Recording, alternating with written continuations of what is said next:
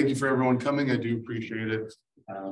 We're here today for the president of the Boyd Armenian Law Student Association here to discuss about Armenia and Artsakh, current conflict over there and humanitarian crisis. We have our three speakers here, which I'll introduce as when they get to talk. We have Grant Armenian, Anthony Avakian, and Sari Armenian. And so before we start, I'm going to go ahead and introduce what's going on in the situation and a little bit of history, and then we'll move to the speakers next. So this is about the history of Artsakh here and then what's going on. So Artsakh, also known as Nagorno-Karabakh, is a region in the South Caucasus with a complex history spanning thousands of years. Just a moment. It is an unrecognized state with a majority Armenian population. Artsakh has a rich cultural heritage with evidence of habitation in the region dating back to the Dalit era in the 1st century BC. Artsakh became part of the Kingdom of Armenia, also one of the first states additionally to adopt Christianity as its official religion. Over the next several centuries, Artsakh was ruled by various regional powers, including Persians, Arabs, and Mongols. In the 19th century, Artsakh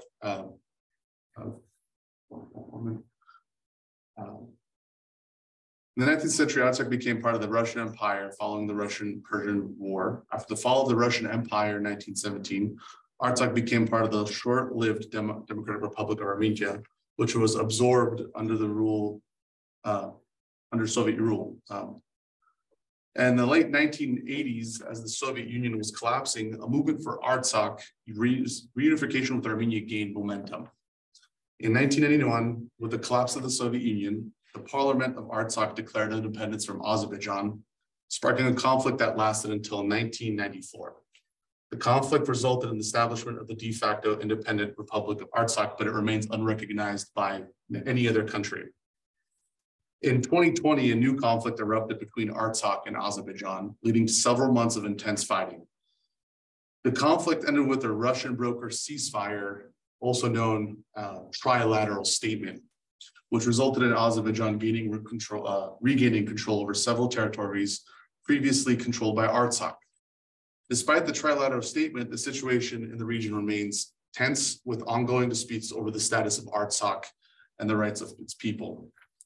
On December 12, 2022, Azerbaijanis claiming to be eco-activists blocked the Lachin corridor, the only road connecting to Artsakh to the outside world in Armenia, causing a humanitarian crisis. Food, fuel, and medicine imports are blocked and residents are trapped.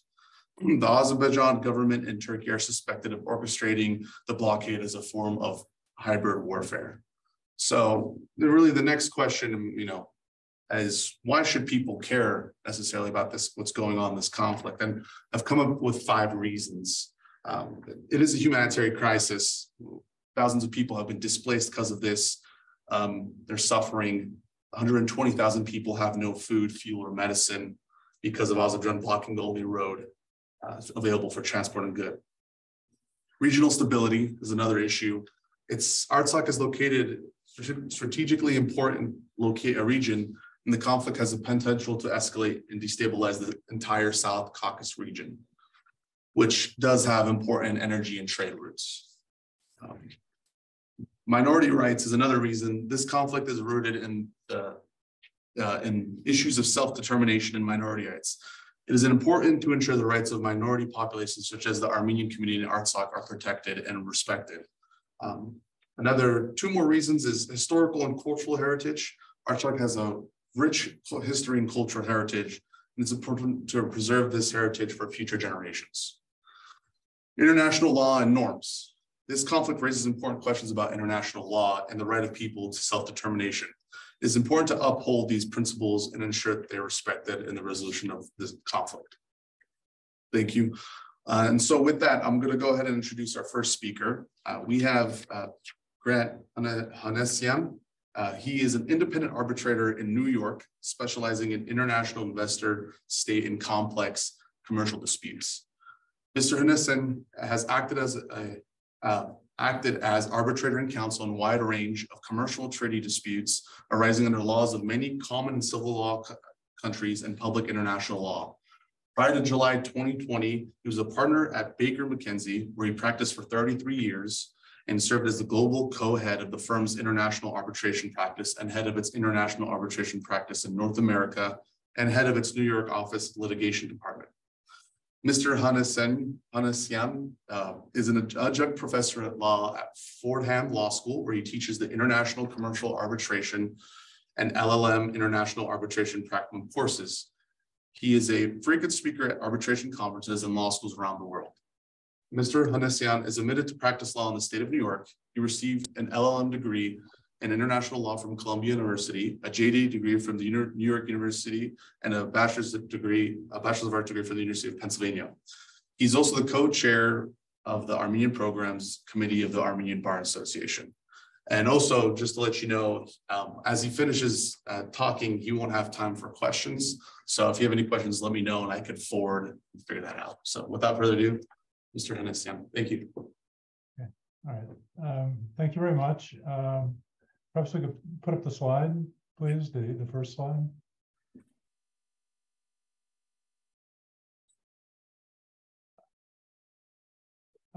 All right. Well, as you see, I'm pinch hitting here for Artsakh Harapetian, who's a lawyer in Los Angeles at UCLA, where she's a fellow of the Center for Immigration Law and Policy. These are Artsakh slides,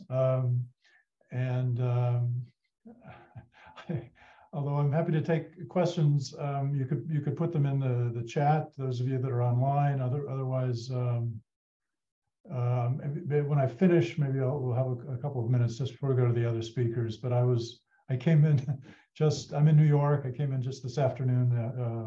Artsakh has COVID and was unable to make the presentation, and I agreed to help out.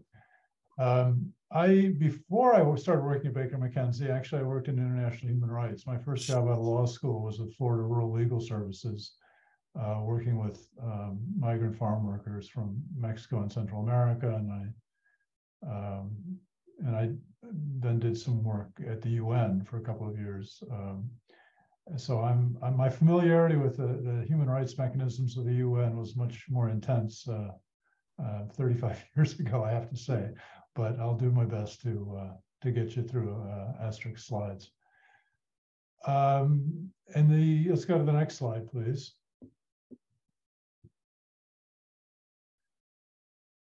So the point of this presentation really is to let you know about the human rights processes of the United Nations. The UN generally, I would say, does not get very good press in the United States, and there's remarkably little attention, frankly, that's given in our major media to the activities of the UN, notwithstanding the fact that New York is one of its headquarters. But there are, as we'll talk about in the next few minutes, a number of different mechanisms at the UN to bring claims for violations of international human rights. And the Armenian Bar Association has been active in bringing claims before several of these bodies in connection with Artsakh. This is a roadmap a bit to what we're going to be talking about. The first point, states' obligations under international human rights law. There are a number of treaties. There are 9 principal international human rights treaties. You see 2 of them here: the International Convention on Elimination of All Forms of Racial Discrimination and the International Covenant on Economic, Social, and Cultural Rights. And there are others that we'll talk about. Each of these has mechanisms for review of complaints, which we'll talk about. And then the second point here, international human rights law mechanisms. This is divided into 2 pieces. The Human Rights Council is a part of the. It's a charter body. It's one of the principal standing organs of the United Nations. It meets in Geneva. It has special rapporteurs which collect information and report on human rights violations. And then there's a so-called universal periodic review of all countries, including Azerbaijan, which we'll talk about in a minute, and NGOs, organizations like the Armenian Bar Association contribute to these annual, or not annual, they're every 4 or 5 years, but periodic reviews of countries' human rights record. And then these so-called treaty bodies. So under each of the conventions, like the two that you see above here, the Racial Discrimination and Economic, Social, and Cultural Rights Convention, each of these have standing bodies that provide country reviews, adjudicate individual complaints, and provide for urgent measures. Now, everything that I'm going to be talking about is separate from interstate measures that are available before the International Court of Justice. And some of you will be familiar with the decision just on February 22nd, 10 days or so ago, where there was provisional measures that were granted in the pending ICJ case between Armenia and Azerbaijan, ordering Azerbaijan to open the Lachin corridor. That case was brought actually under the first of these treaties on this page, the International Convention on the Elimination of All Forms of Racial Discrimination, which is called CERD for short, CERD. But that's separate from these what we're going to be talking about now, these human rights mechanisms under the UN in the UN system. So go to the next slide, please. Okay, next slide, please. Okay, so CERD is what I was talking about earlier. This is just by way of demonstration. The way the slides were set up by Artsakh, she first to lay out the treaty text. We'll do this very quickly. Then each of these standing bodies under the treaties issue recommendations or sort of guidance under the treaty. And then they take decisions in individual complaints. So we'll go to the next slide, please. This is just an example of the provision of the treaty. This is a general obligation not to condemn racial discrimination, undertake to pursue policies of eliminating racial discrimination in all its forms. And one of the other texts provides for right to education and training. This again is just by way of, Artsakh organized the slides in this way just to give a very general explanation of the human rights sources and then the procedures in the UN system. So next slide, please. This is an individual complaint involving Denmark, but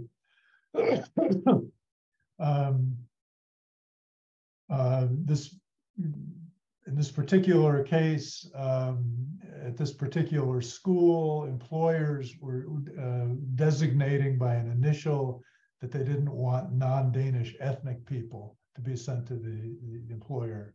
And a complaint was brought to the CERD committee.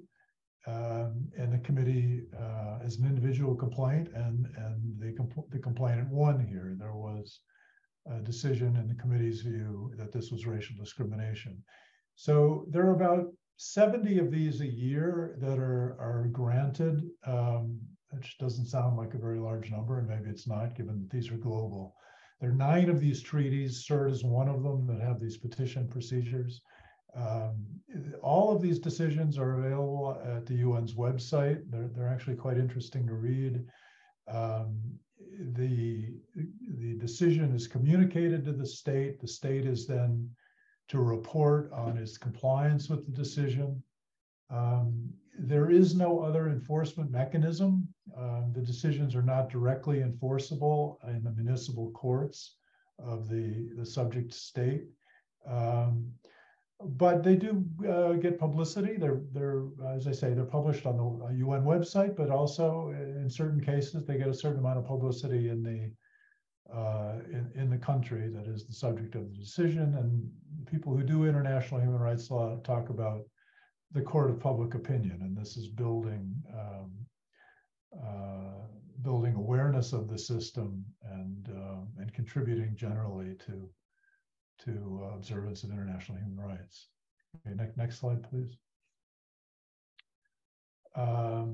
This is a general recommendation. This is, I said earlier, the guidance notes are issued by the committees under each of these treaties that provides that has a committee to deal with individual petitions and give guidance. So here you see a very general statement of guidance on the CERD treaty. Next slide, please. This is a different treaty. This is the Covenant on Economic, Social, and Cultural Rights. These treaties, the principal treaties, were all entered into force in the 1960s.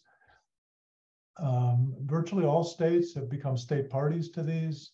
Some of the treaties have individual protocols for the complaint procedures. Not all states have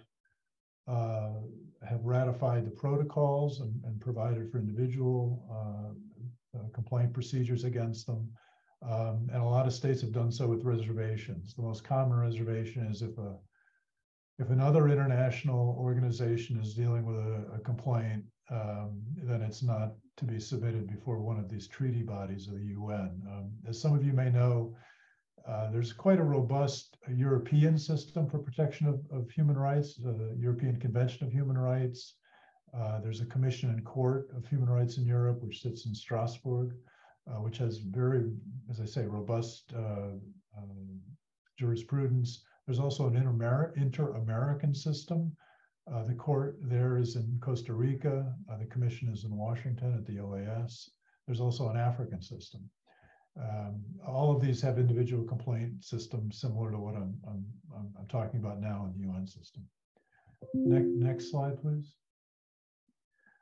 Okay, so now the mechanisms themselves.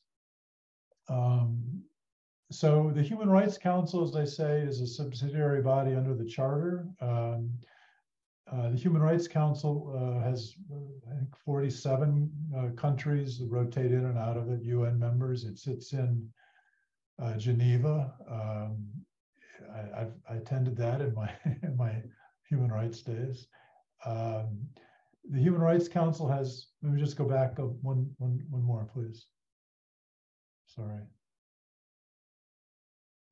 So there are special rapporteurs that are appointed by the Human Rights Council, and there are these universal periodic country reviews, which we'll talk about. So now next slide, please. All right, so here's a special rapporteur on contemporary forms of racism, racial discrimination, xenophobia, and related intolerance. The rapporteurs have their offices in I don't think all of them, most of them are in Geneva. So here you see a letter that the the Armenian Bar Association sent. There's a particular study that the rapporteur is doing regarding glorification of Nazism, neo-Nazism, other practices, et cetera, that contribute to fueling racism. And in February, 2 years ago, the ABA wrote a letter talking about the gray wolves in Turkey. And you see here a group whose ideology is characterized by exaggerated nationalism and racist violence against ethnic minorities, certainly including Armenians. So if you go to the next slide, this is a report of the special rapporteur, and you see that was subsequent to the letter that was sent by the ABA. And you see here that the ABA's submission is being recognized and cited here in the report of the special rapporteur. Next slide, please.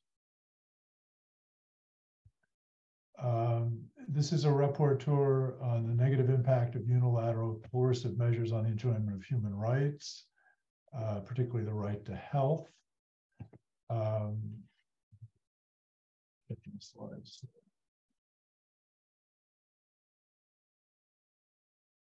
The submission here by the ABA, you can see this was just a few days ago.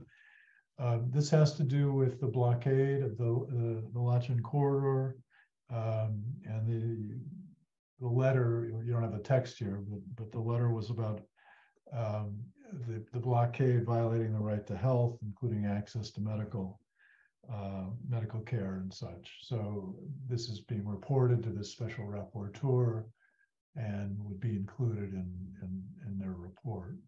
So many of the similar kinds of violations can be reported to different rapporteurs and different committees under the UN system. But it, as I said earlier, this all contributes generally to a greater awareness of the violations and hopefully puts pressure, in this case, on Azerbaijan. And these efforts do put pressure on Azerbaijan, and they very, very aggressively push back and respond to them with considerable resources, I would say. So they're definitely attentive to this and sensitive to it. Next page, please. Okay, this is a rapporteur. Again, this is under these are so-called charter bodies because they're not set up under treaties, but under the UN Charter. And you have these special rapporteurs that are appointed by the Human Rights Committee. So here you have a special reporter on extrajudicial summary or arbitrary executions. This is a letter from the special rapporteur to Azerbaijan that is providing Azerbaijan with an opportunity to respond to information that has come from NGOs. And you see here the second paragraph. We'd like to bring to your attention information we've received concerning alleged unlawful killings of Armenian POWs and civilians, as well as torture and ill treatment of Armenian POWs by Azerbaijani armed forces. So this is very typical in the UN system. The states, it's a system of states, and states are given every opportunity to respond to the information that's been received from other states and NGOs. And so here you see an example of that with respect to the POW issue. Next page, please. All right, so that was the special, just very high level, just going through very quickly at a very high level. Those are examples of the special rapporteurs. The other function that is done under the charter is these so-called universal periodic reviews. So every 4 to 5 years, every country is subject to a review with respect to their human rights record. And all the countries in the world are invited to comment on the country's record, and NGOs are invited to comment. And then a report is issued. Now, the next review, as you see, will come out in November 23, and the deadline for NGO participation is in April. What you're seeing on the right side of the screen is the last review from 2018. And these reviews end with long lists of suggestions by states and NGOs as to what the subject government should do to improve its human rights record. Here, interestingly, Azerbaijan says that these recommendations, all of which came from the government of Armenia, are not relevant since they're not factually correct or unilateral interpretation of respective matters and don't comply with the basis of review stipulated by the Human Rights Council resolutions, and therefore will not be considered by Azerbaijan. You can see the list here. I mean, this is sadly characteristic of Azerbaijan's response to these legitimate submissions of the government of Armenia. Go to the next slide, please. All right, so those are the mechanisms under the UN Charter. Separate, as I mentioned, are the mechanisms under these treaties. There's, as they say, 9 treaties that came into force beginning in the 1960s that have their own staff and state party members on their committees who also do country reviews. They adjudicate individual complaints, and they're open for urgent measures to the extent those are requested. So next page, please.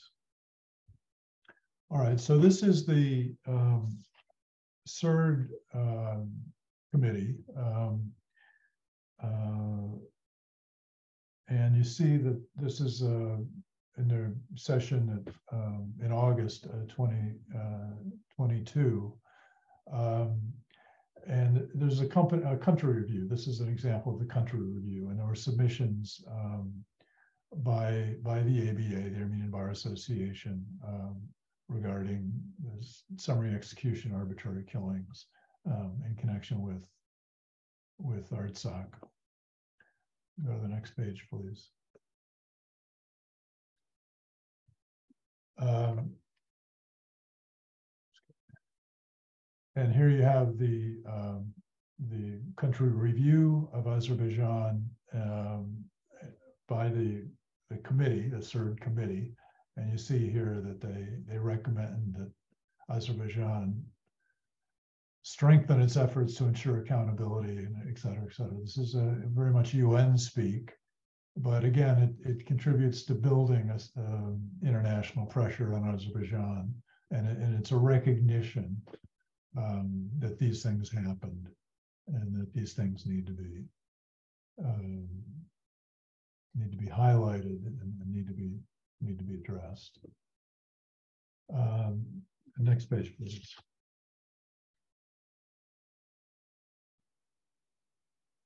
Okay, and then urgent individual complaints.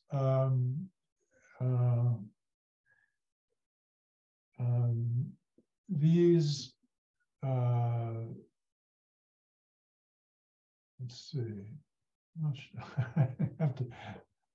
sure what this is actually. I guess I should know this. Apologies for this. I think this is just a general statement of when the committee considers urgent action appropriate. But it gives you a general sense. I mean, it's all right. Let's go to the next page. All right, and so this is actually, I think this is the last slide in Artsakh's deck. So I've said there are 9 treaties that provide for these individual petition proceedings and country reviews. These are the 3 principal ones are CERD, which we've talked about, the International Covenant on Civil and Political Rights, and the International Covenant on Economic, Social, and Cultural Rights. And you see each of them have a committee, and then they have these actions, state reports, individual complaints, et cetera. And then at the top, you have 6 other treaties, which also have a committee, and then they also provide individual complaints. If countries have agreed to receive individual complaints under respective protocols, which most countries have, but not all. Under all of these 9, there are about 70 petitions a year that are accepted. I don't have the figures on how many are actually submitted, but there are about 70 that are accepted. And again, the jurisprudence is available on the UN website, and I recommend it to you. If you have, I'm happy to take a couple of questions if there are any. If you have particular questions, though, I would encourage you to email Artsakh, who put the slides together. She's at UCLA. You can Google her name. I'm hopeful these slides will be distributed to everyone or made available in soft copy. But if there are any, I'm happy to take questions for a couple of minutes. As I say, I'm pinch hitting here, and I have something else I have to do in a few minutes, but I'm happy to stay for a couple of minutes. We do really appreciate that. Yeah, any questions from anyone? I have one. If you have any questions, you're welcome to email me, and then I can forward them to Artsakh. So looks like we don't have any questions here at the moment. So thank you so much. We really do appreciate it. Round of applause. All right. Well, thank you all. And then those of you that are interested, I very much encourage you to look into doing international human rights work. There are a lot of mechanisms that are available, and it does build a case. It does build a case, and in the court of public opinion, as we say. All right. Well, thank you all very much, and good luck to my colleagues as they continue the session. Thank you again. Bye. Okay, well, with that, we'll go ahead and continue with our next speaker. We have Anthony Babakian. Is a committee member of the Armenian Bar Association's Armenian Rights Watch Committee.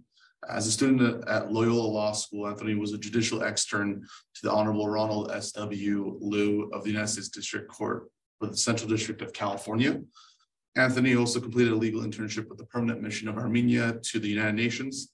Anthony earned a JD from Loyola Law School and a BA in Political Science from the University of California in Los Angeles. Without further ado, Anthony Babakian, Mr. Babakian, go ahead. Thank you so much. I appreciate it. So I wanted to just talk about my experience overall. So, I mean, my background is in political science. That's what I studied at UCLA. So when I was approached with this opportunity to intern with the Permanent Mission, I was rather looking forward to it. And I would characterize the experience overall as, how do I put this? It's daunting. When working for the mission, you begin to realize the state of, as our previous speaker noted, building this understanding internationally of our position, of Armenia's position, that for a very, very long time was neglected. And that was really the idea that I got while I was there. Or else, quite frankly, it's not difficult. Arguing and defending positions when you're faced with arguments that are just not, they're disingenuous and fraudulent most of the time, quite honestly, is not hard. But whenever you're faced with a record of 20 years of non-responsiveness, that's when it becomes difficult to build that record. So that's really what my time spent there was doing, was combing through records, combing through all of these, which Azerbaijan did an excellent job at doing. For 20 years, they made filing after filing after filing after filing after filing on every single topic, every single subject you could imagine, one after the other. And all it would take was for the Armenian side to simply take the time to actually respond to all these letters, but they weren't responded to. So, you know, that was the bulk of the work, and I think that's the bulk of the work that needs to be done moving forward at the mission. But unfortunately, we're faced with a lack of resources. It's really hard to compete in the international arena against a state that really does employ hundreds of attorneys to do this work. You know, that's just the sad reality. You know, they have consulting firms and attorneys who are working all the time, being paid top dollar to draft these statements and publish them. I mean, you see it on anywhere from CNN to, you know, literally the biggest news agencies are publishing these articles. And whenever you look at the author's name, you click on it, you know, who is it? It's a former cabinet member of the Trump administration or the Obama administration. And these are the type of people who are being paid top dollar to write hit pieces, quite frankly, on Armenia's positions. So it's rather difficult. However, if a proper team can be built, especially with our volunteers, like I said, it's not that hard to combat these arguments. They're not difficult. Okay, I'll give one example, and I think this really illustrates it in a simple but clear way.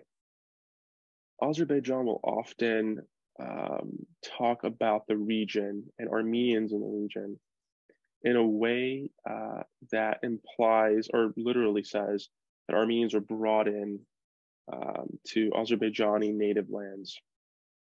and Azerbaijanis were kicked out of their native lands. Walking into any of the major museums on Earth, I'll go with the Vatican Museum.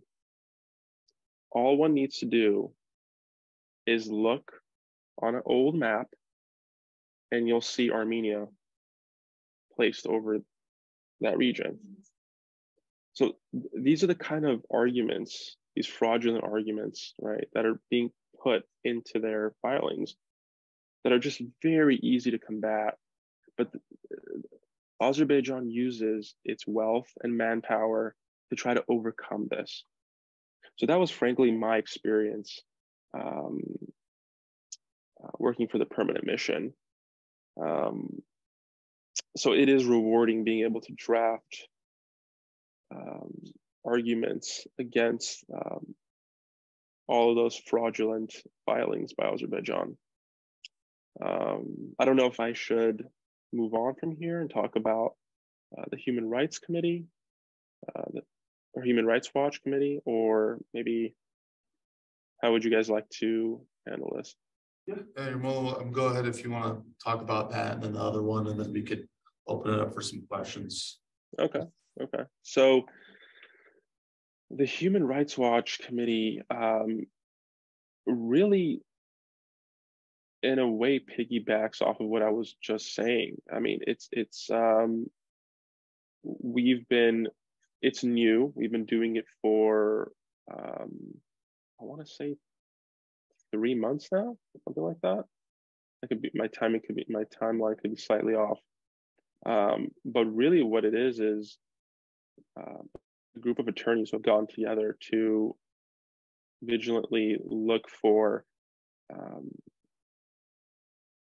anything regarding human rights with regards to Armenians that we can quickly and effectively take action for. So I'll just give a few examples. I mean, one would be the recent hate crimes in Beverly Hills after the recent Artsakh demonstrations that took place. As I'm not sure if the audience knows, but all along Wilshire Boulevard in West LA, flyers were placed on lampposts, basically stating Israel, Pakistan, Azerbaijan, Turkey, 4 brothers, all coming together to wipe Armenia off the map. And these flyers were lined up on the streets, unfortunately. And the Beverly Hills Police Department conducted a supposed investigation and found that they could not proceed. What's interesting about this situation is, from our perspective, if it was any other group, can everybody still hear me by any chance? You can still hear me? Okay. Sorry, my AirPod went down. From our perspective, if this was any other group, it would be thoroughly investigated and an actual conclusion would be reached. Yet for some reason, when it comes to Armenians, we're simply disregarded rather quickly. And hate crimes against Armenians are just forgotten about for some reason. So what we did was we pushed forward, we pushed this matter forward. A few of our representatives had a meeting with representatives of Beverly Hills from their city council and their chief of police and whatnot. And they issued a correction and they agreed to pursue it further. So that's just one example of what we come together to actually accomplish, which is pushing organizations to pursue further action. Another example would be, I mean, this is just a basic example. Just to go back off of the CNN example that I mentioned earlier. So with Azerbaijan, they have the capital to push articles on these major platforms. consistently. I mean, I'm sure a lot of people, if you frequent those websites, will notice every once in a while a random article that's sort of propaganda-y, has the feeling of propaganda, and it's on the behalf of Azerbaijan and Turkey. And when you click on the author, you'll find that quickly who they are and who they're being paid by. And we realized that there was an article on CNN that wiped Armenia off the map. I mean, this is just a blatant error. I mean, especially, if we want to discuss a small newspaper in the middle of nowhere or whatnot, publishing a map, I'll give them the benefit of the doubt. But we're talking about CNN here, which is a major platform that has the ability to check everything they're publishing, make sure it's proper and correct. And for them to publish a map that literally wipes Armenia off the face of the earth and is being written by an Azerbaijani, I think it was for tourism purposes or whatnot, is unacceptable. So we addressed the editor and we got a correction. So we act quickly and we get results from it. And it's been working excellently so far. And I'm really proud to be a part of the group or the committee. So, yeah. Thank you so much. Yeah, and with that, any questions? Does anyone have any questions that they'd like to ask?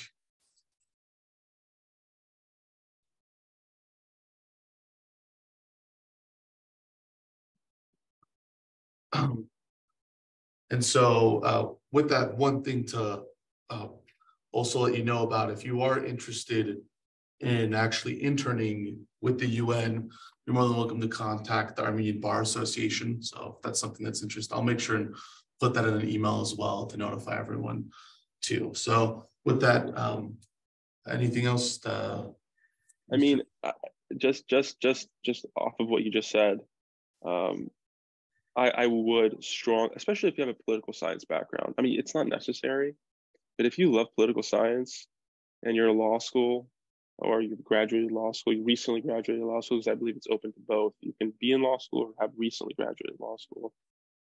And you have that itch, and you have the drive to really help the state of Armenia in combating misinformation on a massive scale. And we have so many young professionals. We have so many talented, intelligent young people in law school. It's amazing. And if we could get more and more people willing to volunteer their time, it's not a huge commitment. If we could get more and more people to volunteer their time on projects like this, it would really make a huge difference. So yeah, that's my final word there. Thank you so much. Thank you so much as well. Just give it a round of applause. All right, and now we'll move to our next speaker. I'll go ahead and introduce her. Stay here for a moment, my bad. So we have Sadiq Armenian. She is a Boyd alumni from 09, actually. So this is good for us to inspire more of our law students to see where you've made it to. But let me go ahead and Sadiq Armenian is a highly experienced healthcare compliance and communications consultant based in Los Angeles, California. After graduating from Fordham University, Sadiq served as a legislative staffer in the U.S. House of Representatives, where she handled legislative issues on foreign affairs and appropriations. Following her graduation from UNLV William S. Boyd School of Law in 2009, Sadiq served as a judicial law clerk for the Honorable James C. Mahane in U.S. District Court for the District of Nevada. In that capacity, she seconded to the Ninth Circuit Court of Appeals for a series of panel hearings. Building on her litigation experience in Las Vegas and Washington, D.C., Sadiq graduated from the American University of Washington College of Law with the LM degree in health law and policy, and has since pursued a career in healthcare compliance. In 2021, Sadiq joined the board of directors of the Armenian Legal Center based in Washington, D.C., In this role, she is actively involved supporting advocacy work before the European Courts of Human Rights on behalf of individuals of Armenian descent unlawfully held prisoner in Baku by Azerbaijan. Sadig is a co-author of a law review article with Professor Jeff Stempel, you may be aware of that over here, and David McClure, and entitled Stony Road Out of Eden, the struggle to recover insurance for Armenian genocide deaths and its implication for future state authority, contract rights, and human rights. Without further ado, go ahead, Mrs. Armenian. Well, thank you. Thank you for that introduction. And thank you for inviting me to speak. It is really special for me to kind of project into Boyd Law School and visit in this way. And I hope to visit in person soon. As David mentioned, I'm here in the capacity as a board member of the Armenian Legal Center for Justice and Human Rights. And I want to tell a little bit of a story, and I want to give a little bit of background about that. So ALC, the Armenian Legal Center for Justice and Human Rights, was established in 2016, because what we started seeing, especially in 2016 and up until even as Anthony mentioned just a couple of months ago, is increased I would say increased attacks on Armenians worldwide, globally. And a lot of it came from genocide, from the genocide era. So the Armenians were subjected to the Armenian genocide in 1915, but really that experience, and it was perpetrated by the Turkish government, and the present Turkish government is the successor state to that crime, but it has never been, no justice has been served there. And that's an important point, and I want you to keep that in the back of your mind. So the ALC was established to seek reparations and justice for the Armenian genocide, but also to respond to attacks on the Armenian community, and specifically hate crimes. What we started to see here in the United States and in Los Angeles has been hate crimes at Armenian schools, where Armenian schools have been attacked. Turkish flags been posted all over, and hate messages, children come into school and they see all these hate messages, swastikas, that sort of thing in their schools. The San Francisco Armenian Community Center was lit on fire. There was a case of arson there, and there's been a lot of advocacy work there. So I'm going to put that aside for a minute. Another instance that happened, we were talking a lot about Artsakh, and Artsakh was attacked in 2020 by Azerbaijan. But before that, we saw this pent-up aggression starting to happen. In 2016, a lieutenant in the Armenian army went on a NATO conference. Essentially, it was an English language program in Budapest, Hungary. It was called NATO's Partnership for Peace. But unfortunately, one night around 5 a.m., a colleague in that program who was in the Azerbaijani army went into this lieutenant's room and murdered him with an axe, hitting him 16 times. This took place in Budapest, Hungary, and he immediately confessed to the crime. He was taken into custody by the Hungarian authorities. He was tried, and he was sentenced to life imprisonment. Right after that, after his sentence, he was soon extradited to Azerbaijan. And upon arriving in Azerbaijan, he was then pardoned immediately and given medals and treated as a hero's welcome for, in fact, murdering an Armenian soldier in Budapest. So that happened in 2016. So fast forward, and the reason I bring that up is because ALC has been, our partner, has been involved in advocacy for that case as well. Fast forward to 2020. September 2020, in the middle of a worldwide global pandemic, we see that Azerbaijan attacks the Armenians of Artsakh, who for 30 years had built up a state and had complied with all of the international requirements for self-determination. And Azerbaijan began essentially a war by attacking that population. And what we immediately noticed, and so I'm speaking now on behalf of the Armenian Legal Center, is we immediately partnered with Siranush Sahagyan, who is based in Yerevan. And as the war is taking place, as in the immediate days after, there were war crimes taking place. This, what we can say is, you hear that now these political movements that you see around the world are oftentimes not just, they're live streamed essentially. And now we're seeing that documentation being created essentially by the perpetrators of crime.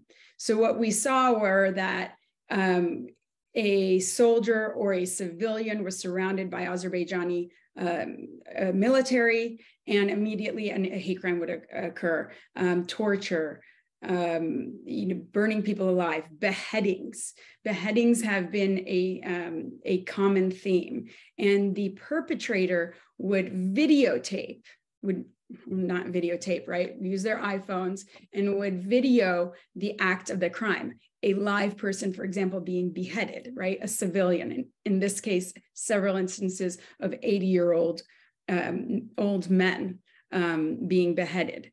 And they would not even cover their faces. The perpetrator would not cover their faces. They were very much open about what crime was taking place. And all of these videos were, they would be sent to the victim's family. They'd grab the victim's phone and use the victim's phone. They would be sent on Telegram, put on Telegram channels.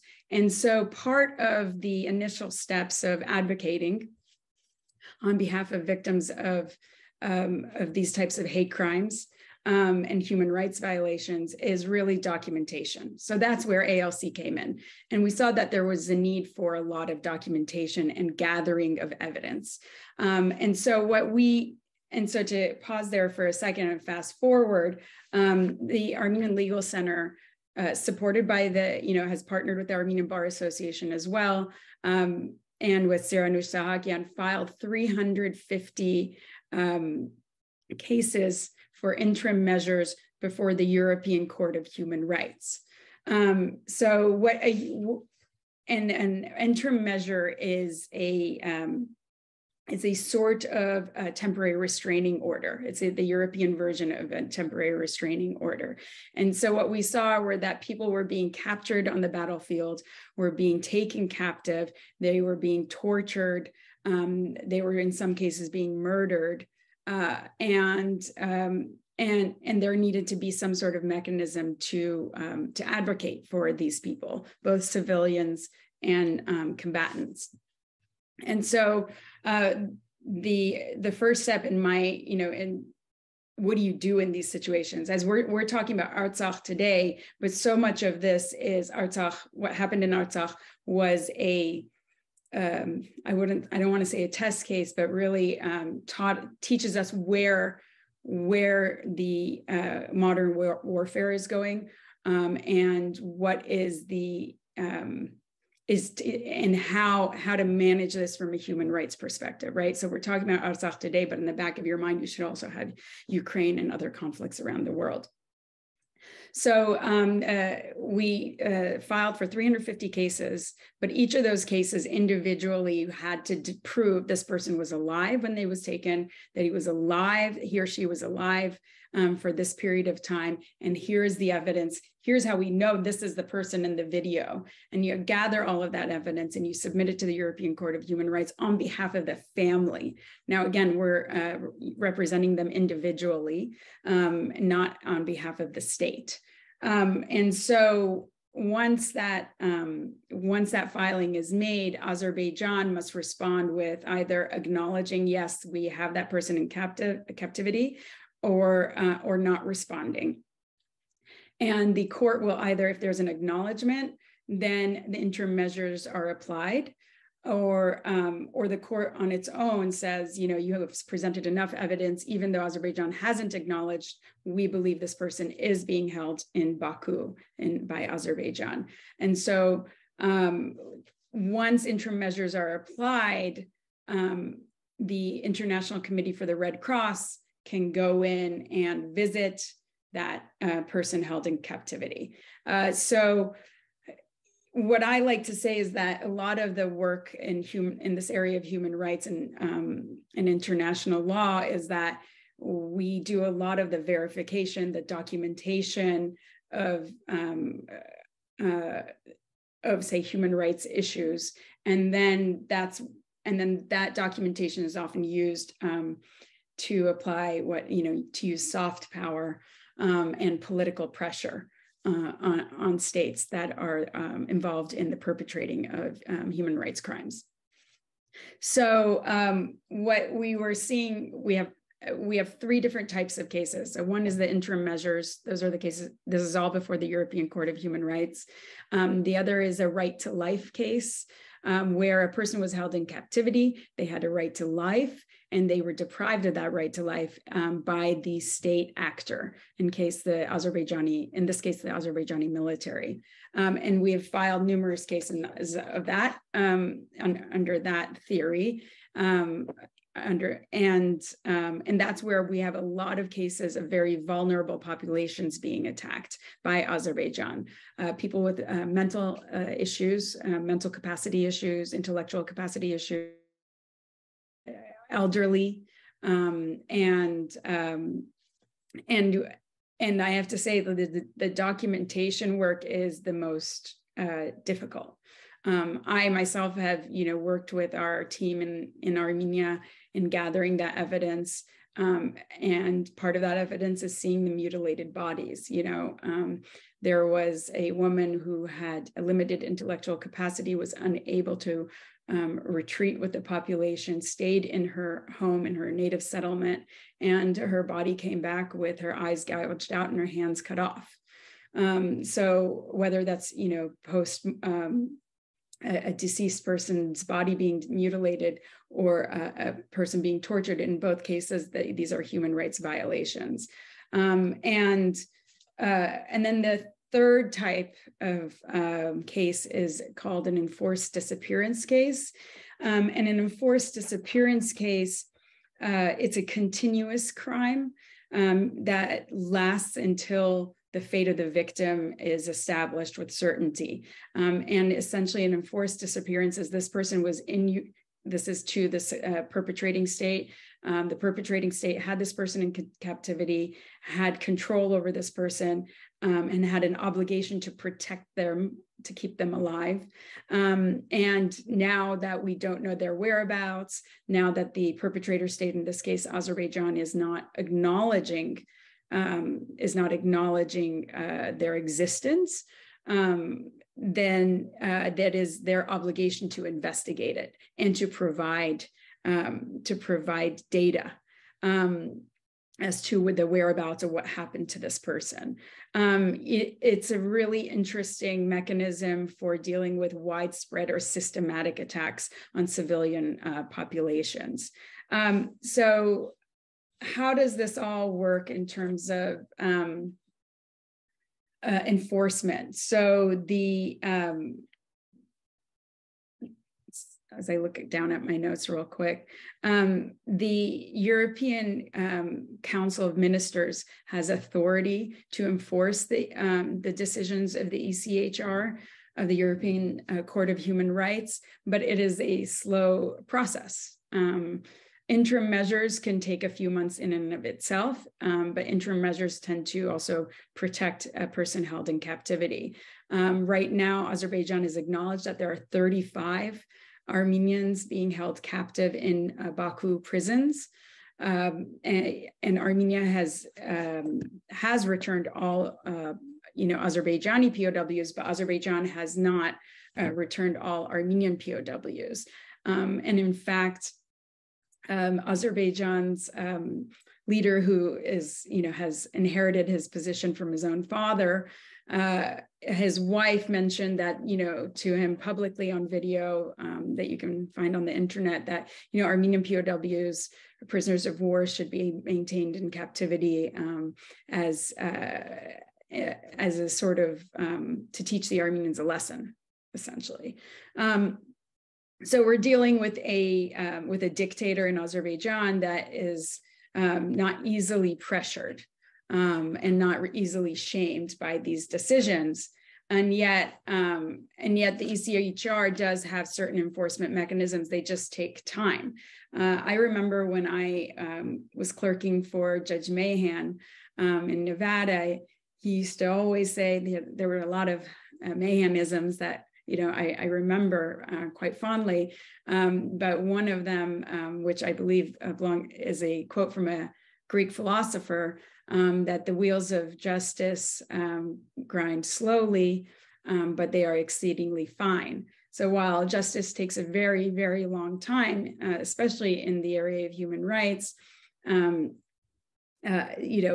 is served. I brought up that a case of the lieutenant who was murdered by an axe in 2016, because while we're gathering evidence of war crimes and human rights violations in 2020, the ECHR came down with a decision holding Azerbaijan accountable and responsible for treating Ramil Safarov, the perpetrator, as a war hero and releasing him in Azerbaijan.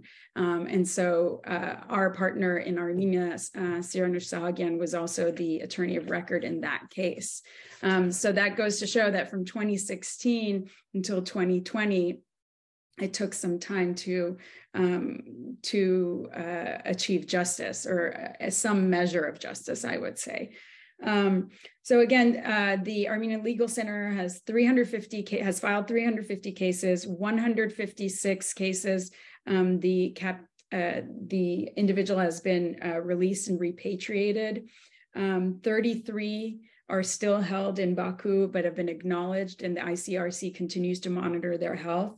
And we still have 80 cases of captives that we have very strong evidence for their being held in captivity in Baku, and that they're being considered as enforced disappearance cases. And just to give you some examples of the types of evidence that are gathered, it's going through text messages, geolocating photographs, going through hours and hours of evidence of videos being posted by Azerbaijani soldiers, trying to figure out where those videos were taken, and who else who were the individuals being held captive in those videos. Even interviewing prisoners of war who have been repatriated to Armenia and saying, who have you seen in prison? Who have you shared a cell with? Who did you hear about? And that type of evidence, you cobble it together, and it creates irrefutable track record that this person is still alive. And while we're talking about the treatment of attacks on Armenians, civilians in Artsakh in 2020, I have to also say that this happened again. Azerbaijan attacked Armenia proper in September and in November. And what we saw there were also soldiers being taken off the battlefield and dragged back to Baku. We saw female soldiers in particular. They were mutilated. Their bodies, their genitals were mutilated, and those photos were posted all over the place on Telegram. They were posted even, for example, a family member says, we know that our family member has died in this attack by Azerbaijan, and they would put up a nice photo on Facebook saying, this is our daughter, and in the comments there would be photos and threats on Facebook by Azerbaijanis. Like I said, the state of Azerbaijan, as well as the actors in this case, the state actors being, military, active duty military members of the Azerbaijani army, aren't hiding. They're fully proud of these acts. to the point where in some cases there's been a lot of beheadings, decapitations, and those decapitated heads have been taken back and found in Baku, sort of like a trophy of some sick sort. So all of this to say is this is all the evidentiary. The evidentiary process is very heavy. There's a lot of work, as Anthony mentioned. There is a ton of work that has been that needs to be done, and the Armenian Bar Association, the Armenian Legal Center, we're always looking for assistance on that. As I know, a lot of law students are thinking about their summer plans. I know this is not a fun topic, but I have to say that it is. There's a gratification in being able to serve a vulnerable population such as this. And then I also wanted to talk briefly about, and I mentioned this earlier, was that how these cases really provide the basis for political advocacy. And the court of public opinion as well. Because when you're able to say, we took it to the ECHR, we took it to this independent judicial process, and we received these judgments, it's the beginning of that advocacy. As Anthony mentioned something, and I want to touch upon it as well, is that Azerbaijan has since, I would say, particularly ramping it up in 2016, but until the present day, they're deeply, deeply invested in what is called caviar diplomacy or petro diplomacy, where they take journalists, political lobbyists, on these wonderfully all expenses paid trips to Azerbaijan. And we found this in particular actually in the European Parliament. Rasmus Kambak is an independent Swedish journalist, has done extensive investigative journalism on the number of these paid trips happening. And so what you see is it's this caviar diplomacy, because Azerbaijan is known for its caviar, has really served to cover up these crimes, cover up essentially a pattern of decapitation, a pattern of hate crimes toward Armenians, and the way that the media covers Azerbaijan, the way that the media is covering Armenia and Artsakh, and as well as the experience of learning about these stories of people being murdered, civilians and elderly and combatants being mutilated and murdered on the battlefield, and that being posted on Telegram and it being recorded by the perpetrator. It is a psychological warfare on Armenians here in the United States as well. And so advocacy is a way of coming out of that victim mentality, out of that victim position that these perpetrators of crime are putting us in, and really taking ownership of the response. And so, again, I think it's really important.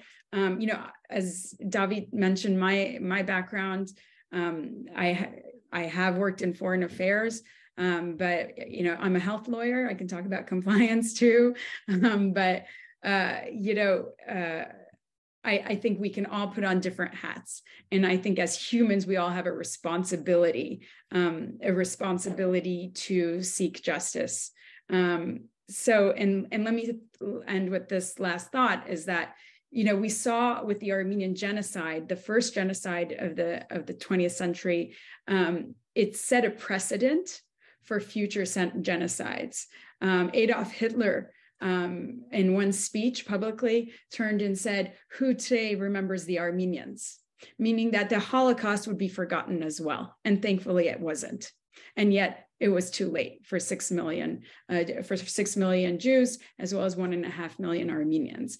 What we saw with the Artsakh war, when Azerbaijan attacked Artsakh, was new military equipment, drones, new types of warfare, and then this impunity with which human rights crimes are taking place on the battlefield. And I believe that what happened in Artsakh is very much a precursor for what happened in what is happening in Ukraine and what will happen in future wars and conflicts, as we like to call them, because it's a nicer word. We need to start really working on advocacy, political advocacy, and putting pressure on our political institutions here in the United States, whether that's the State Department or our members of Congress or the United States President, because, steps need to be taken, and this impunity needs to be stopped, essentially. And there are lots, and I can go on and on, but I don't want to take up all the time, as I know we're nearing time, but we can talk about, in a future talk, we can talk about Magnitsky and sanctions and whatnot. But there's a lot of, we all have a responsibility here, is how I'm going to end it. We all have a responsibility to do our part, whether this is, your track or not.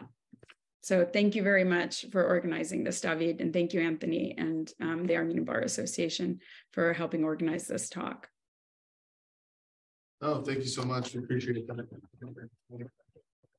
Due to just time, we were not be able to do a Q&A, but if anyone has any questions, please email me all for them as well.